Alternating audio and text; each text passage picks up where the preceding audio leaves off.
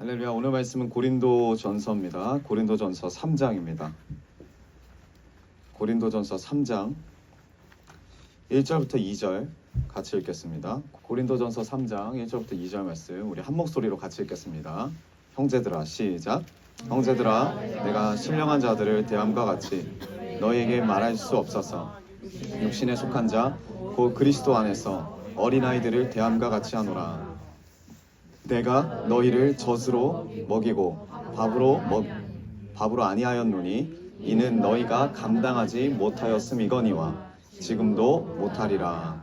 아멘. 할렐루야. 우리 옆분들 바라보면서 축복합시다. 예수 그리스도의 이름으로 축복합니다. 아멘. 아멘. 감사합니다. 오늘 말씀의 제목은 치열하게 성장하라입니다. 치열하게 성장하라. 우리 옆분들과 한 번 더 권면할까요? 우리 치열하게 성장합시다. 치열하게 성장합시다. 아멘. 네, 아까 전에 승현자매가 이제 찬양 인도할 때 했던 말이 떠오릅니다. 실패에 머물지 않고 하나님의 뜻을 보기 원한다. 이런 고백을 했습니다. 실패에 머물지 않고 하나님의 뜻을 보기 원한다. 네, 여러분 어떻게 한 주간 성공하셨나요? 하나님 앞에 승리하셨습니까? 우리는 또 실패를 경험합니다. 승리도 있지만 실패도 있죠. 근데 중요한 건 뭐냐면 상황에 묶여서 실패하고 상황에 묶여서 내가 성공했다고 착각하면 안 된다는 거죠. 어느 순간이든지 성공이든지 승리든지 실패든지 이 상황 가운데 주시는 하나님의 뜻을 붙잡기를 원합니다. 뜻을 붙잡아야 참된 승리가 이루어지는 겁니다. 근데 오늘 말씀을 보면요, 고린도 교회는 승리하지 못했어요. 오늘 이 3장의 표현으로 보면 고린도 교회는 성장하지 못했습니다. 성장해야 되는 거예요. 성장. 성장하지 못한 사람은 어떻게 되냐면 하나님을 대적하게 되고 바울을 대적하게 됩니다. 교회를 무너뜨리게 됩니다. 하나님은 우리가 성장하길 원하십니다. 우리 옆분들과 한 번 더 선포합시다. 성장합시다. 성장합시다. 아멘. 오늘 이 고린도전서를 보면은 사람을 두 가지 부류로 나눕니다. 첫 번째가 뭐냐면 영에 속한 사람, 그리고 두 번째는 육신에 속한 사람입니다. 여러분 한번 스스로에게 질문해 봅시다. 나는 영에 속했는가? 나는 육신에 속했는가? 네, 한번 질문해 보세요. 나는 영인 것 같은데, 나는 육인 것 같은데. 영에 속한 사람은요, 우리가 계속 고린도전서를 통해서 하나님 주시는 마음과 말씀이죠. 하나님의 뜻을 아는 게 다가 아니라 하나님의 뜻을 하나님의 방법대로, 내 기분과 내 형편과 내 어떠함의 문제가 아니라 하나님의 뜻을 하나님의 방법대로 행하며 나아가는 자가 영에 속한 사람입니다. 우리가 영에 속한 사람인 줄 믿어요. 네. 근데 육에 속한 사람, 육신에 속한 사람은 뭐냐면 하나님의 뜻까지는 알아요. 압니다. 하지만 자기 방법대로 사는 사람, 자기 기분대로 사는 사람, 자기의 도덕과 윤리대로 사는 사람. 그러니까 하나님 방법이냐 내 방법이냐의 차이입니다. 우리 고린도전서 3장 1절 제가 한번 읽어보겠습니다. 형제들아, 내가 신령한 자들을 대함과 같이, 육에 속한 사람이죠. 신령한 자들, 육에 속한 자들을 대함과 같이 너희에게 말할 수 없어서. 너희가 누굽니까? 고린도 교회 사람들이에요. 너희에게 말할 수 없어서 어떻게 말했대요? 육신에 속한 자, 곧 그리스도 안에서 어린아이들을 대함과 같이 하노라. 분명히 교회 안에 있는데 너희들이 영에 속한 자가 아니라서 내가 영에 속한 자에게 말하지 못하고, 영에 속한 사람들에게 말하는 것처럼 말하지 못하고 어떻게 말한대요? 육신에 속한 자처럼 말한대요. 육신에 속한 자. 네, 바울은 오늘 그 육신에 속한 사람을 어떻게 표현하느냐? 어린아이라고 표현합니다. 어린아이. 어린아이는 육신에 속한 사람인 거죠. 오늘 바울의 말로 따르라면 성장이 없으면 여러분 어린아이예요. 하나님 앞에서 성장이 없으면 육신에 속한 사람입니다. 그 결과가 어떻게 되냐면 고린도 교회 사람들처럼, 그리고 그 이전의 선진들처럼 하나님 대적해요. 하나님만 대적하는 게 아니고 하나님의 사람들을 대적하고 교회를 대적하게 됩니다.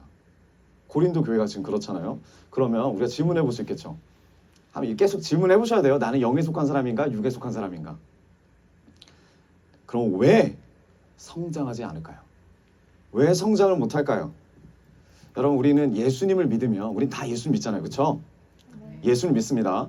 예수님을 믿으면 우리가 원하는 게 있어요. 우리가 말은 안 해도 원하는 게 뭐냐면 평안을 원합니다. 내 문제 가운데 내 어떤 시련과 어떤 고난 가운데 평안을 누리길 원해요. 그런데 이 평안을 좀 우리가 오해를 합니다. 이 목적을 오해해요.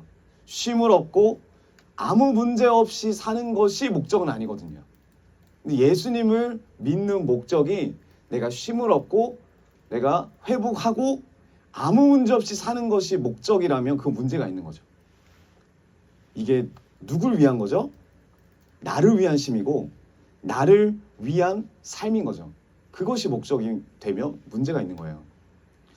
그 이야기를 제가 시편 23편을 예로 들어서 좀 나눠보고자 합니다. 시편 23편 우리가 잘 아는 말씀입니다. 혹시 1절 시편 23편 한번 띄워주세요. 여호와는 나의 목자시니 내게 부족함이 없으리로다. 아멘. 네, 지금 부족함이 없대요. 왜 부족함이 없을까요? 그게 바로 2절이에요. 그가 나를 푸른 풀밭에 누이시며 쉴 만한 물가로 인도하시는 도다. 뭐 때문에? 푸른 풀밭. 뭐 때문에? 쉴 만한 물가에 내가 있기 때문에 부족함이 없대요. 근데 우리가 여기서 참 진리를 깨달을 수 있는 게 뭐냐면 예수 그리스도가 목자가 되는 삶은 쉼이 있습니다. 이 푸른 풀밭에서 쉼이 있어요. 쉴 만한 물가에서 얻어지는 회복이 있습니다. 다 공감하시죠? 예수님을 믿으면 쉼이 있다고요. 예수를 믿으면 회복이 있습니다. 부족함이 없습니다. 그런데 이게 목적이라면 문제가 돼요. 그러면 시편 23편의 23편 2절에서 끝나죠. 그렇죠? 3절이 있다는 거예요. 3절 다시 볼까요? 그 쉼이 있고 회복이 있는 푸른 풀밭과 쉴만한 물가에서 어떤 일이 일어난대요? 내 영혼을 소생시키시고 자기 이름을 위하여 의의 길로 인도하시는 도다. 여러분 쉼 그리고 회복 영혼이 소생되는 거 우린 이것을 목적으로 하고 이것에 만족할지 모르지만 하나님의 뜻은 뭐냐면 이게 머무는 게 아니에요. 여기에 머무는 게 아니에요. 이게 끝이 아닙니다. 어디까지 가야 된대요? 그 다음에 뭘 해야 된대요? 하나님의 이름을 위하여 의의 길을 걸어가래요. 의의 길을 걸어가래요. 의의 길로 주님이 직접 인도해 주신대요. 근데 대부분의 그리스도인들은 딱 2절까지예요. 쉼, 회복, 영원히 소생되는 것. 왜? 내가 지금 쉼이 없고 내가 지금 회복이 안 됐고 내가 지금 영원히 다 죽어가는 것 같아서 이걸 목적으로 예수를 믿는다고요. 이걸 목적으로 신앙생활 하는 거예요. 근데 주님을 믿으면 예수 그리스도를 믿으면 반드시 쉼을 주세요. 반드시 회복해 주십니다. 반드시 우리의 영혼을 소생시켜 주신다는 거예요. 근데 목적이 있대요. 목적이 뭐예요? 의의 길로 인도하기 위해서. 의의 길로 인도하기 위해서 믿음을 더 굳건하게 하시는 거고 의의 길로 인도하기 위해서 우리를 더 강건하게 하시는 거죠. 훈련의 과정이에요. 근데 우리는 쉼에서 멈출 수 있어요. 회복에서 멈출 수 있어요. 의의 길을 가면 어떠한 일이 벌어지느냐? 그게 4절입니다. 23장 4절. 내가 사망의 음침한 골짜기로 다닐지라도 해를 두려워하지 않을 것은 주께서 나와 함께 하심이라. 아멘. 주의 지팡이와 막대기가 나를 안위하시나이다. 회복과 쉼과 내 영혼이 소생케 돼가지고 의의 길을 걸어가면 뭐가 드러난대요? 뭐가 나타난대요? 사망의 음침한 골짜기가 나옵니다. 반드시 만나요. 하지만 걱정할 필요가 없대요. 왜요? 두려워하지 않을 이유가 주님이 나와 함께 하시니까. 이게 믿음이죠. 주님이 나와 함께 하시느냐. 이 믿음을 강건하게 하시기 위해서 바울을 하나님이 기회를 주시고 두로에도 들리게 하시고 가이사랴에게도 들리게 하시고 예루살렘까지 끝까지 주님의 목적대까지 의의 길을 가는 그곳까지 주님이 함께 하시는 거죠. 내가 너와 함께 한다. 내가 너를 지키리라. 이 믿음이 있다는 거예요. 예수를 믿는 자들에겐. 그래서 쉼이 필요한 거예요. 쉼만 가지고 나는 여기서 멈추겠다. 이건 하나님 기뻐하시는 뜻이 아닙니다. 두 번째 뭐가 일어납니까? 그게 5절입니다. 23편 5절. 주께서 내 원수의 목전에서 내게 상을 차려주시고 기름을 내 머리에 부으셨으니 내 잔이 넘치나이다. 아멘. 그 다음에 무슨 일이 일어나냐면 원수를 만나게 돼요. 원수를 만나게 되지만 그럼에도 불구하고 그 원수를 만나도 승리케 되는 게 예수 믿는 자의 결과예요. 의의 길의 결론이 뭐냐? 그게 6절입니다. 내 평생에 선하심과 인자하심이 반드시 나를 따르리니 내가 여호와의 집에 영원히 살리로다. 아멘. 여러분 시편 23편의 교훈이 뭐예요? 그러면 예수를 믿는 우리의 삶은 어떻게 살아야 됩니까? 예수를 믿고 영의 사람이 됐어요. 영에 속한 사람. 영에 속한 사람이 되어서 주님이 주시는 쉼을 누리고 회복을 누리고 내 영이 소생케 됨을 경험하면 거기에 머무는 게 아니라 어떻게 된다? 의의 길을 걸어가야 된다. 어떤 마음으로? 주님이 나와 함께 하신다. 살아계신 주님이 나와 함께 하신다. 어떠한 사망의 음침한 골짜기가 올지라도 반드시 오는 거죠. 원수를 반드시 만나게 될지라도 내가 승리하게 될 것이다. 이게 23편의 교훈이에요. 여러분 그러나 고린도 교회처럼 내가 어린아이 신앙이라면, 육에 속한 사람이라면, 육신에 속한 사람이라면, 하나님의 뜻을 알지만 내 방법과 내 기분과 내 뜻대로 신앙생활을 하는 사람이라면 시편 23편 2절에 머물고 있는 신앙이죠. 푸른 풀밭과 쉴만한 물가만 원하는 신앙. 이런 사람들은 주님 앞에 어떤 마음으로 나와서 웁니까? 어떤 마음으로 나와서 기도합니까? 잘 들어보시면요. 아직도 내가 푸른 풀밭과 쉴만한 물가에서 머물고 있는 사람은 나 때문에 울어요. 내가 피곤하다. 내가 힘들다. 내가 어렵다. 내가 물질이 없다. 내가 아프다. 나의 힘듦, 나의 아픔을 가지고 옵니다. 그런데 영에 속한 사람은요.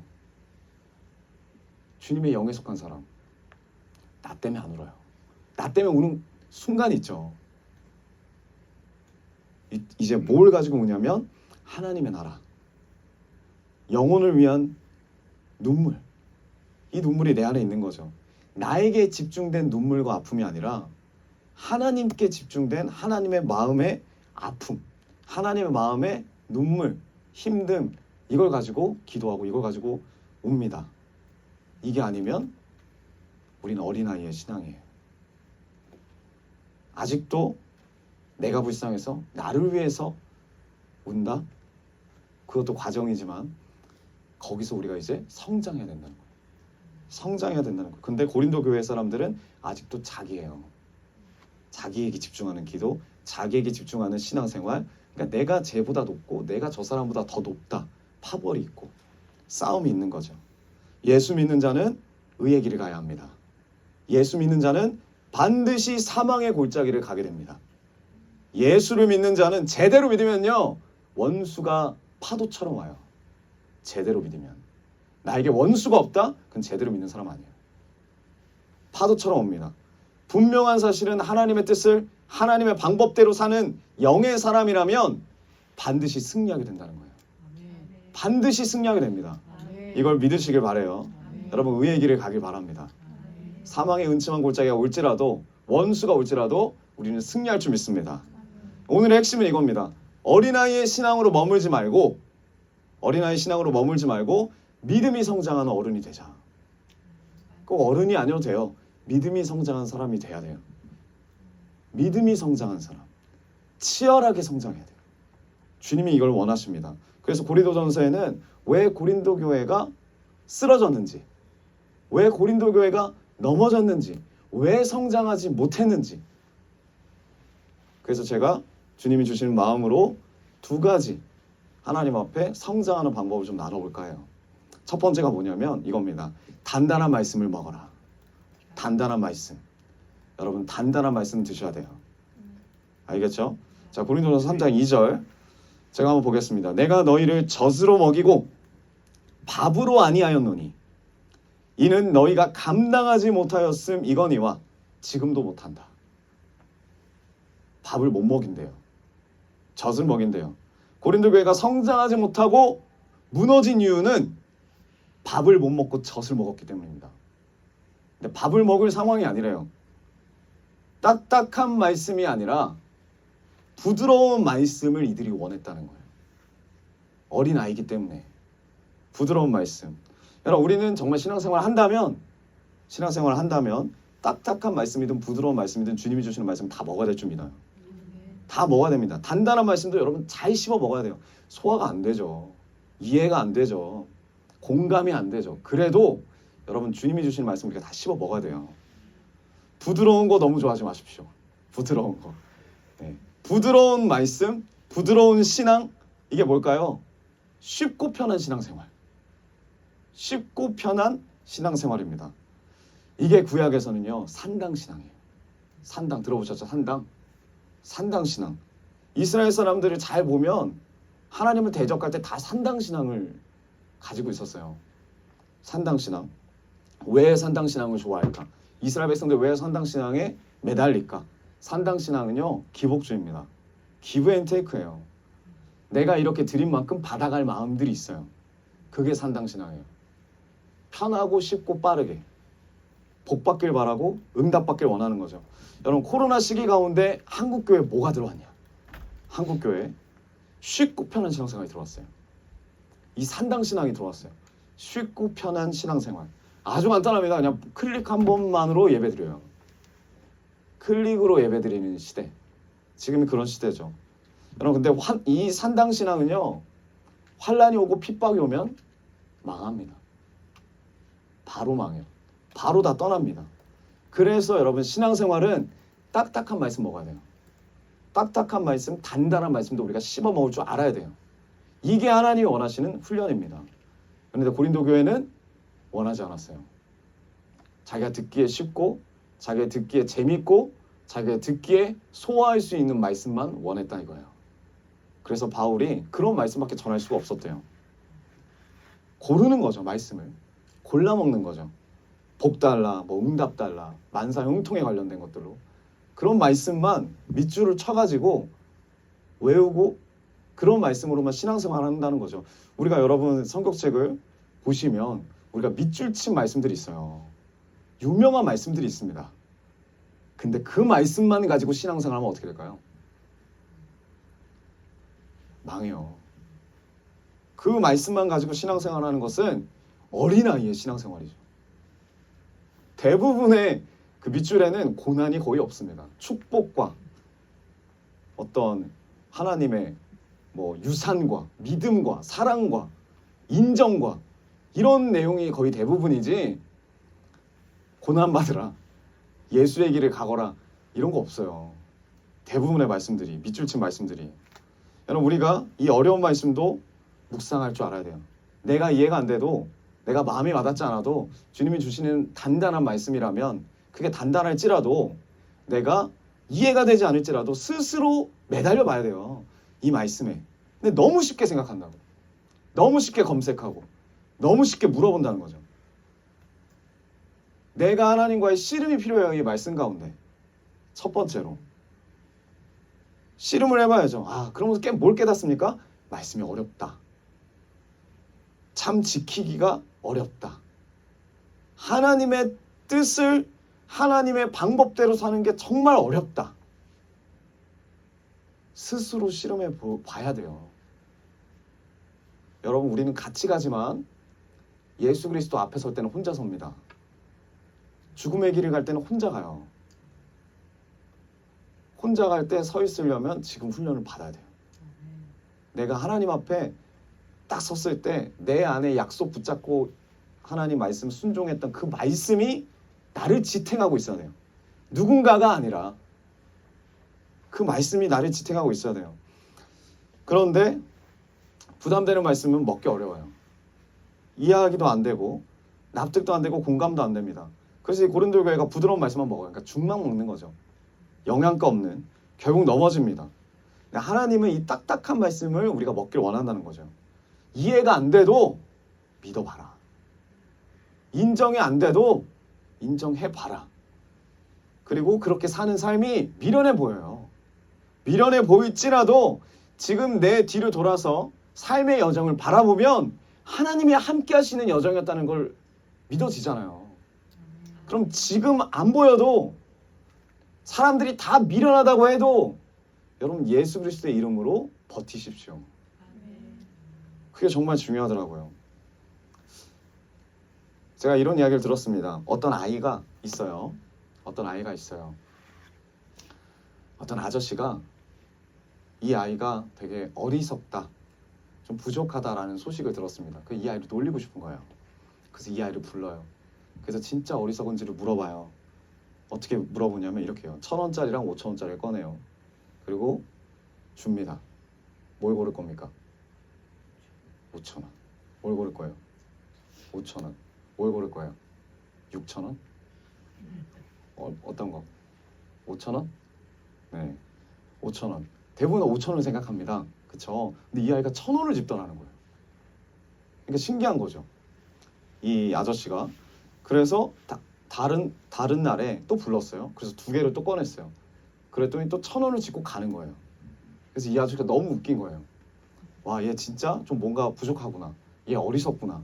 그래서 이거를 자랑하고 싶은 거예요. 그 친구 만날 때마다 이 아이를 부르는 거예요. 동네 아이를. 그래서 친구들 앞에서 보여주는 거예요. 5,000원과 1,000원짜리.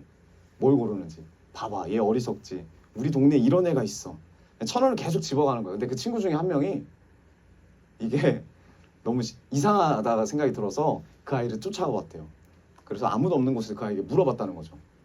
너 왜 5,000원 안 고르고 1,000원 골라? 왜 1,000원 골랐어? 그랬더니 그 아이가 뭐라 그랬냐면 이런 말 하는 거예요. 제가 5,000원 고르면 그걸로 끝이잖아요. 근데 제가 1,000원을 가져갔더니 한 달 동안 3만 원 모았어요. 그 아저씨가 계속 부르는 거죠. 3만 원 모았고 자기는 2달에 6만 원까지 생각하고 있대. 여러분, 누가 어리석고 누가 현명한 겁니까? 이 아이가 현명한 거죠. 이 아이가 현명한 거죠. 그런데 여러분, 보통 아이라면 이렇게 생각할까요? 눈에 보이는 5,000원이 있고 1,000원이 있는데 5,000원 고르겠죠. 우리 교회 예전에 그 초등부 친구들이 더 어렸을 때 제가 똑같이 한번 해봤거든요. 100원하고 500원. 그랬더니 다 500원 골라가요. 그래서 제가 이런 말도 했어요. 500원 이거 지금 안 가져가면 내가 다음에 1,000원 줄게. 그랬더니 뭐라고 하냐면 싫대요. 지금 500원 달래요. 아주 눈에 불을 켜면서 인상 쓰면서 왜 했던 말 반복하냐. 뭐 딴 말하기 어디 있냐. 500원 달래 이거예요. 눈에 보이는 거에 집중해요. 그걸 쟁취하려고 해요. 근데 이 아이는 어떻게 이렇게 1,000원짜리를 가져갈 수 있게 되었을까? 만약에 누군가가 이 아이에게 이 비밀을 알려줬다면, 네가 생각할 땐 이해가 안 되고 네가 생각할 때는 인내할 수 없고 참을 수 없지만 5,000원을 가져가고 싶지만 나만 믿고 1,000원 가져가봐. 이겨봐. 나를 믿고 내 말에 신뢰를 가지고 1,000원만 가져가봐. 그럼 너는 5,000원 이상을 벌게 될 거야. 이걸 아이가 믿겠냐고요. 여러분, 이걸 우리가 삶 가운데 믿을 수 있습니까? 그런데 이 아이가 믿었다라는 거죠. 처음엔 믿지 않을 수 있어요. 처음에는 1,000원짜리 가져가 봤더니 계속 부르더라. 6,000원이 딱 됐을 때, 6,000원을 딱 모으는 그 순간이 됐을 때, 아, 내가 가는 길이 다른 사람들은 왜 5,000원 고르지 않고 1,000원 골랐냐, 미련하다 할지 몰라도 이게 진리구나. 하나님 말씀대로 순종하는 것도 이와 같은 거라고 생각합니다. 여러분, 세상제는 분명해요. 5,000원 골라야 돼요. 무조건 5,000원 골라야 돼요. 그러나 그걸로 끝나요. 그 순간에 그걸로 끝납니다. 그 말씀이, 그 권면이 너무나 이해가 안 되고 납득도 안 되고 공감도 안 돼요. 그렇지만 하나님께서 일서가 1,000원 집어라. 왜요? 그냥 나 믿고 집어봐. 1,000원을 집어라 라는 지혜를 주셨을 때 그걸 따라가면 하나님의 뜻을 하나님의 방법대로 가는 거죠. 따라가면 우리가 축복받는 인생이 되는 거죠. 여러분, 우리의 인생은 어떻습니까?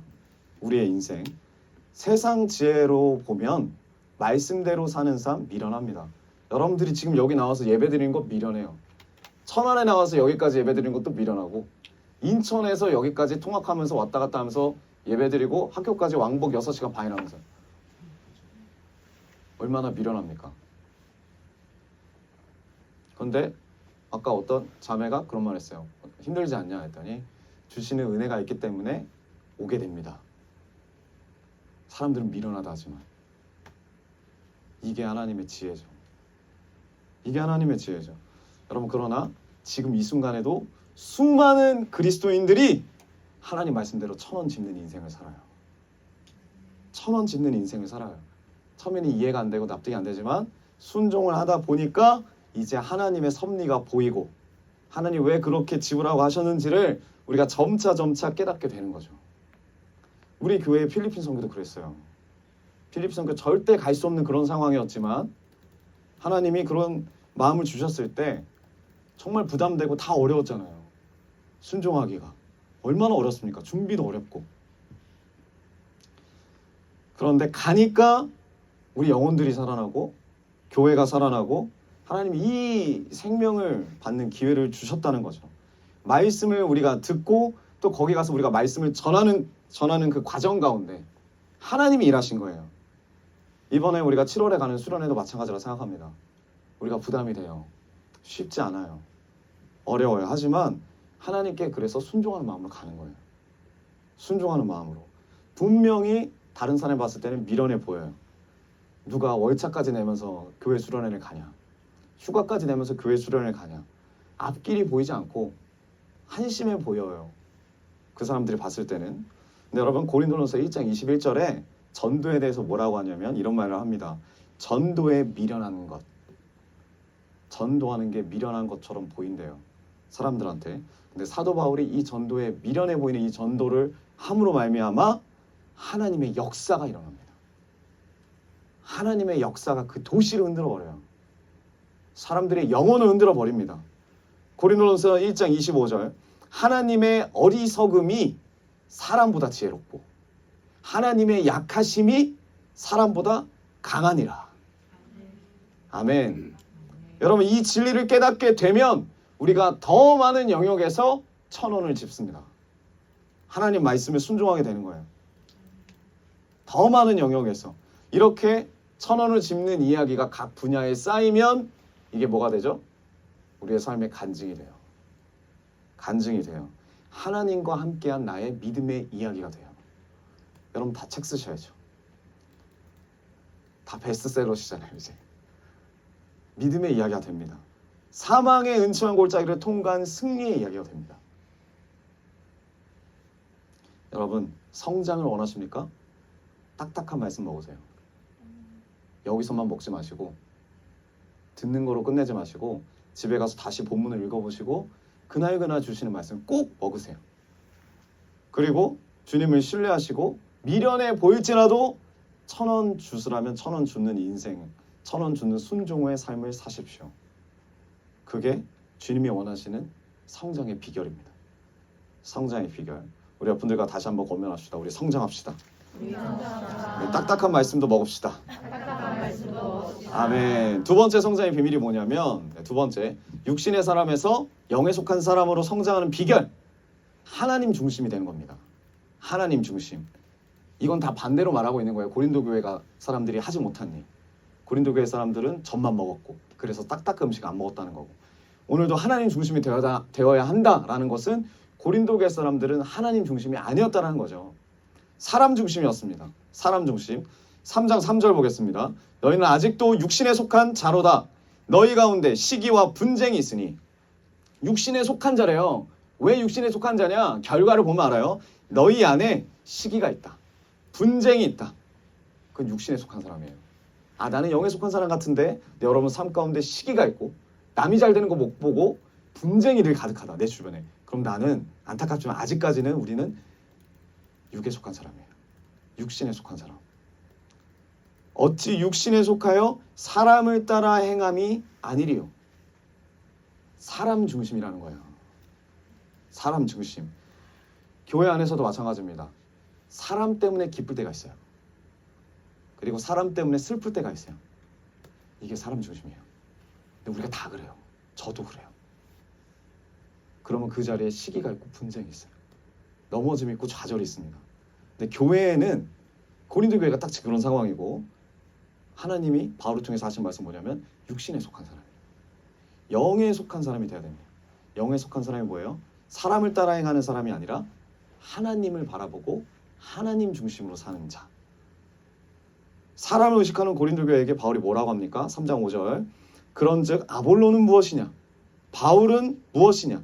그들은 주께서 각각 주신 대로 너희로 하여금 믿게 하는 사역자들일 뿐이다. 사람에게 집중하지 말아라 이 말이죠. 3장 6절. 나는 심었고, 나는이 누구예요? 바울은 말씀을 심었대요. 그 심은 말씀대로 아볼로가 물을 줬대. 아볼로가 또 교육을 했대요. 물을 주었을 때 자라나게 하신 분이 있으니 그게 누구다? 하나님이다. 하나님께서 자라나게 하셨다. 하나님만은 지금 바울이 주장하죠. 여러분, 성장하려면 하나님 바라보면 됩니다. 하나님 바라보면 됩니다. 해를 봐야 식물들이 성장하듯이 하나님을 바라봐야 성장합니다. 이게 교회 안의 성장이에요. 교회 안에 성장이 있으려면 그 교회 안에 예수님만 보여야 돼요. 교회 안에 하나님만 보여야 돼요. 근데 교회 안에 예수님과 하나님이 잘 안 보이고 교회 안에 어떤 이쁘장한 찬양 인도자가 보이고 키 크고 잘생긴 찬양 인도자가 보이고 멋있는 사람만 보이고 말씀 잘 전하는 사람만 보이고 전도 잘하는 사람만 보이고 그러니까 사람만 보이면 그건 성장할 수 없는 교회예요. 하나님 기뻐하시지 않는 교회입니다. 저는 이 하나님만 바라보는 삶, 이게 영성이라고 생각해요. 근데 이 영성은 그 엘리야의 이야기를 통해서 어떤 매일매일 주신 하나님의 공급이라고 생각합니다. 여러분, 엘리야 대단한 사람이죠. 대단한 선지자입니다. 그 엘리야는 그릿시내가에서 진짜 하나님 앞에서 하나님 바라보는 삶을 살아요. 850대 1로 싸워서 승리했어요. 그런데 두려움에 사로잡힙니다. 사람 중심이어서. 하나님 중심이기도 하지만 사람 중심이어서 거기에 매여요. 자기가 누구 때문에 죽을까 걱정돼서. 그래서 도망가요. 다시는 돌아올 생각이 아닌 것처럼 광야로 도망갑니다. 하나님 그 광야에서 이 그릿시내가에서 이 엘리야를 회복시켜 주세요. 아무것도 없는, 먹을 것도 없는 그곳에서 죽으려 갔는데 어떻게 회복시켜 주세요? 한 번에 한 달치 음식 주십니까? 아니죠. 그렇게 회복 안 시켜주세요. 어떻게 해요? 매일매일 까마귀를 통해 주시는 음식. 매일매일 공급하는 것. 그게 영성이에요. 여러분, 내가 영에 속한 사람으로 영성이 있다? 그럼 매일매일 먹는 음식이 있어야 돼요. 매일매일 먹는 말씀이 있어야 돼요. 그게 아니면 우리는 영에 속한 사람이 아니에요. 육신에 속한 사람입니다. 여러분, 우리가 여기 청년들도 많지만 젊은 날부터 진짜 우리가 배워야 될 게 뭐냐면 기적을 배우면 안 돼요. 내가 이적을 일으켜 보겠다. 내가 이곳에서 홍해가 갈라지는 역사를 보여보겠다. 이게 우리의 기도 제목이 아닙니다. 기적과 이적은 보니까 영성하고 아무 상관없어요. 기적과 이적을 배우고 그걸 내가 행하고 그걸 경험한다고 해서 내 영성에 올라가지 않아요. 그 마음에 뭐가 또 들어가 있냐면 한 번에 대박 치려고 하는 마음. 내가 한 번에 어떤 은혜를 받겠다. 한 번에 하나님의 말씀을 받겠다. 이런 마음. 로또 신앙도 마찬가지입니다. 근데 우리의 삶에 이 까마귀의 공급에 대한 체험이 있어야 돼요. 까마귀의 공급. 이게 우리의 루틴이 돼야 돼요. 하루하루의 루틴. 무슨 루틴을 갖고 계십니까? 이게 루틴이 돼야 돼요. 그래서 그 말씀을 붙잡고 그 약속을 붙잡고 기도하는 거죠. 매일매일 이 까마귀의 공급을 통해서 하나님이 주시는 이 말씀을 통해서 우리 인생에 이 틀이 잡혀야 돼요. 이 틀이 잡혀야 엘리야와 같은 영성이 우리 삶에 나타나요. 엘리야와 같은 능력이 우리 삶에 나타납니다. 주님이 이걸 회복시켜 주시는 거예요. 나만 바라봐라. 그럼 넌 성장한다. 내가 너에게 매일매일 공급할게. 나의 마음과 약속을 공급할게. 그래서 하나님이 쓰신 사람들은 다 루틴이 있어요. 이스라엘 백성들이 광야 나와서 제일 집중적으로 훈련받은 게 뭐예요? 만나 받는 훈련. 만나 언제 받습니까? 매일매일 받아야 돼요. 늦게 가면 없어요. 오늘 많이 쌓아놨다가 내일 그냥 쉬어야지 이거 없어요. 매일매일 해야 돼요. 내일까지 만나가 있지 않아요. 내일 가면 썩어요. 그날 받아야 돼. 그날. 이거를 40년 동안 훈련받았어요. 하나님이 주시는 만나. 이게 말씀이죠. 다니엘도 마찬가지예요. 루틴이 있어요. 하루에 3번 무조건 하나님께 기도하는 거예요.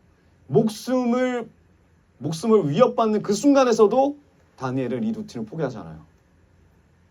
그리고 승리하죠. 왜요? 진짜 믿는 사람은 쉼이 있고 회복이 있고 내 영혼이 소생시켜 되지만 의의 길을 걸어가는 자. 의의 길을 걸어갈 때 오는 사망의 골짜기도 있고 원수가 있지만 승리하게 되는 거죠.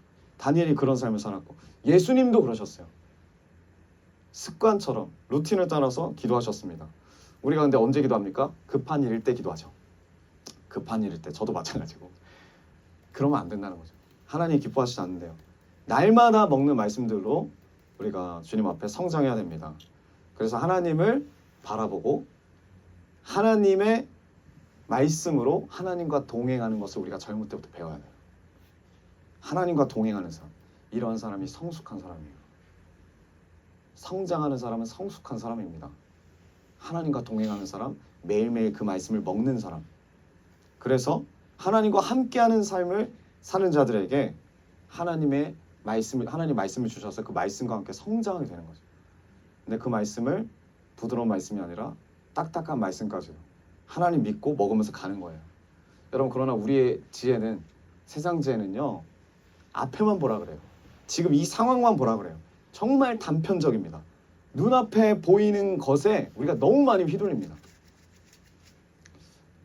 아까 전에 승현자매도 이야기했지만 승현자매랑 인교형제랑 좀 안 좋다기보다도 하나님 안에서 훈련이 있었어요.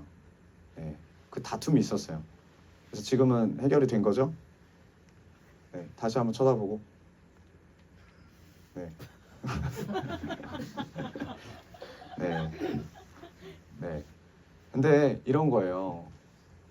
상황만 보면 분명히 잘못한 사람이 있어요. 상황만 보면 원인이 있어요. 근데 또 특징이 뭐냐면 그 원인이 나인 건 또 몰라요. 서로가. 네. 상대방만 원인이라고 생각하지 내가 원인인 건 몰라요. 근데 중요한 건 뭐냐면 내가 원인일 수도 있고 상대방이 원인일 수도 있지만 내가 만약 이 순간이 힘들다면 하나님이 지금 이 상황을 통해서 나를 어떻게 빚어가실까에 대한 기대가 있으셔야 돼요. 근데 이 기대보다 내 고난과 내 어려움이 더 크다? 그럼 기대를 못 봐요.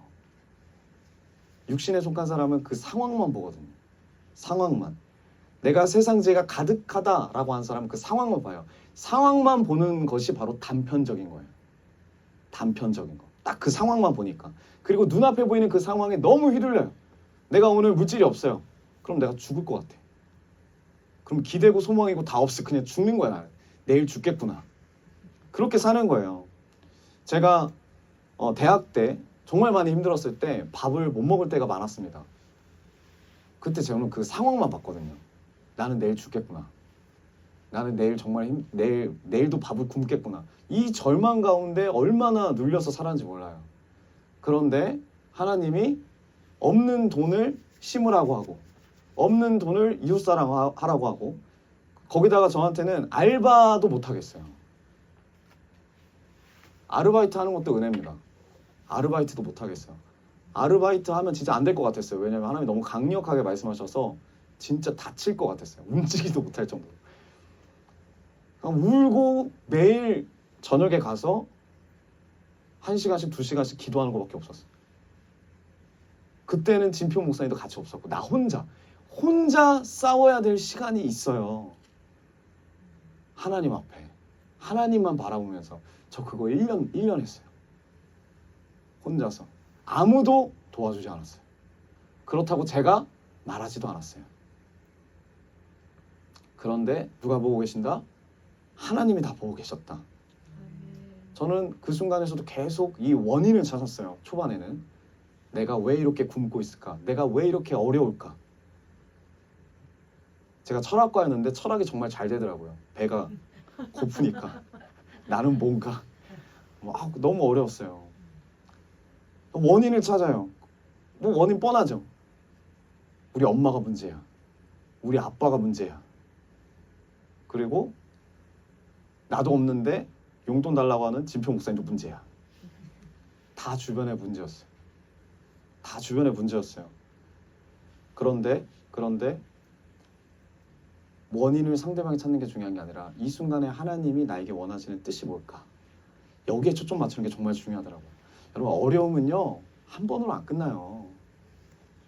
여러분, 지금 어려움을 겪고 계신 분도 있고 살짝 어려움이 지나가신 분도 계시지만 바로 준비하셔야 됩니다. 그 다음 파가 옵니다. 어려움은요 파도처럼 와요. 파도처럼. 파도처럼. 파도 보셨죠? 파도. 이번에 우리가 수련회 가서 파도 또 견디기 그런 거 할 텐데, 네, 파도 앞에서 파도, 거기 동해바다 파도 엄청 세거든요. 날아갑니다.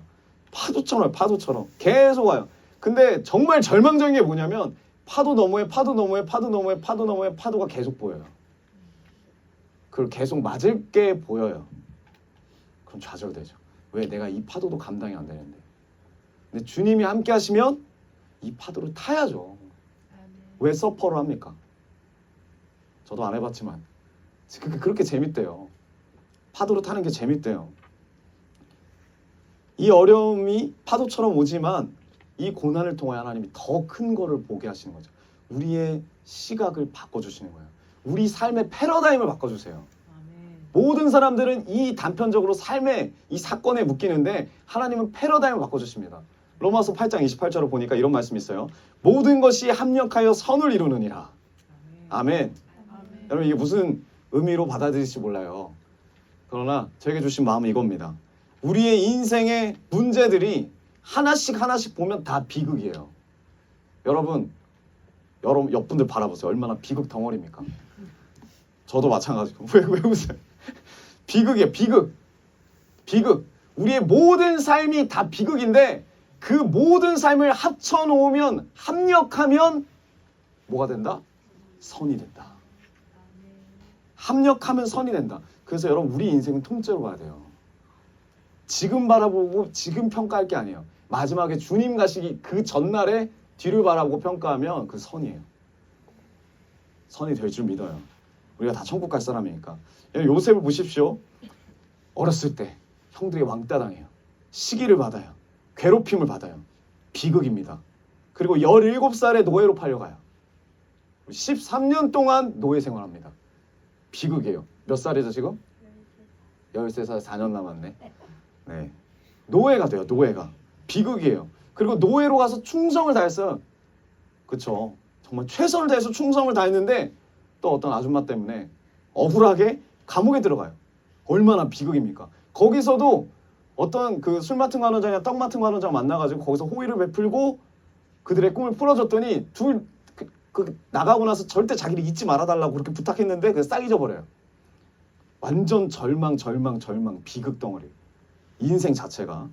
근데 요셉의 인생을 전체로 보면 합력하여 선을 이루시는 하나님의 뜻이 보여요. 하나님의 뜻. 이스라엘 백성을 구원하시기 위한 인생이에요. 여러분, 여러분들의 인생이 지금 단편적으로 봤을 때 비극입니까? 근데 여러분, 앞으로 합력하여 이루어질 선을 기대하십시오. 여러분, 꿈을 크게 가지세요. 제가 승현자매한테 그랬어요. 어떤 하나님의 비전과 꿈이 있습니까? 제가 선생님인데 뭐 얼마나 대단한 게 있을까요? 아니요. 그래서 제가 그랬어요. 헬렌 승현. 나중에 헬렌 승현으로 기록될 수도 있지 않냐. 아멘. 네. 왜?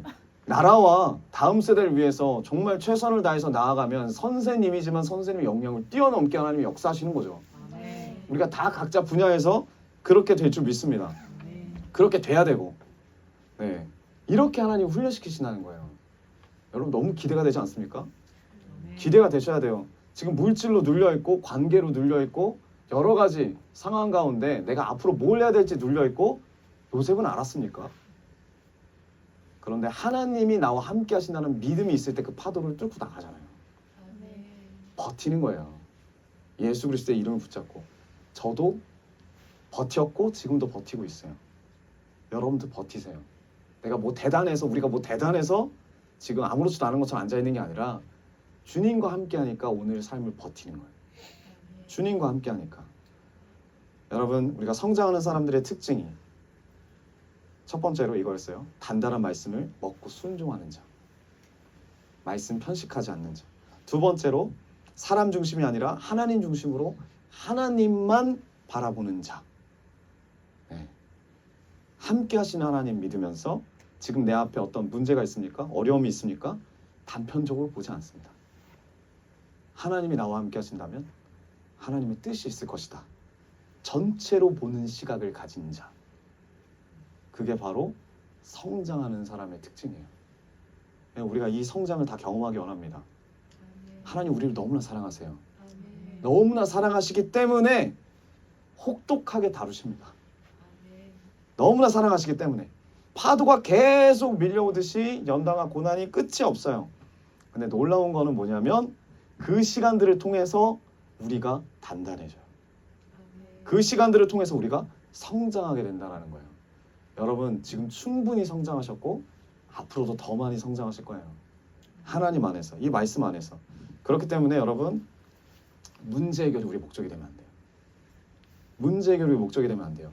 이 문제와 사건을 통해서 전체적인 시각을 가지고 말씀 가운데 이 통찰력을 가져야 돼요.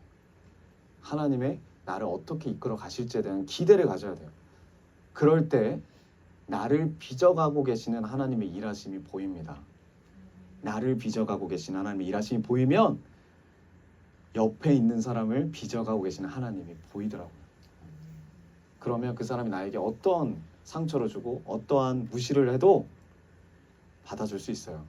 왜? 기대가 되니까. 아멘. 그래서 제가 기대가 된다는 말을 하는 거예요.